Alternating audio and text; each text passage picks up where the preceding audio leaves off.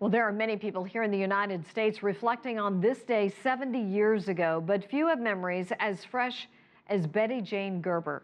She sat down with CCTV's Mike Walter and talked about the day the fighting ended in Europe as though it was yesterday. It would be 70 years ago that we heard a knock on the door of our cabin on board a ship that was a Swedish freighter.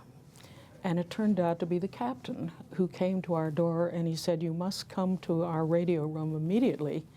And we all trooped on down, and here was the announcement of the surrender. And I can't tell you, what joy everybody felt, because these had been difficult years. Betty Jane Gerber knew about those very difficult years firsthand. She was a child growing up in a war zone. Her father, Nelson Johnson, was the U.S. ambassador to China during the Second World War. He had put his family on the ship to get them out of harm's way. The fact of the matter is that our lives and our hearts really were in China. That had been our home, really, for most of our lives. She still cherishes her photos from that time. She was a little girl separated from her father, who was in Chongqing, while the family remained in Beijing during the height of the war. We have a lot of pictures of the city being bombed. Of course, the Panay had been sunk.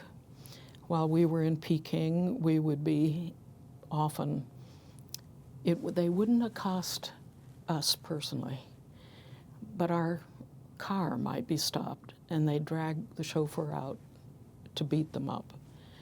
And my brothers remembered seeing somebody have his head cut off, because they were just standing there. And they were really brutal to the Chinese. Months after the fighting ended in Europe, the war would end with Japan's surrender. Her father would eventually oversee the occupation of Japan, and Betty Jane still has melted remnants he brought back from Nagasaki. They serve as reminders of the destructive power of war and the importance of education to keep history alive. It's so important that we look at our history, warts and all, and understand it, because that's the only way that we can inform the future. And it's important for us, I think, to survive this time when we have enough technology to destroy everything, to take this responsibility very seriously.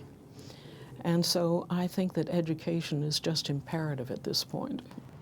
Mike Walter, CCTV, Washington.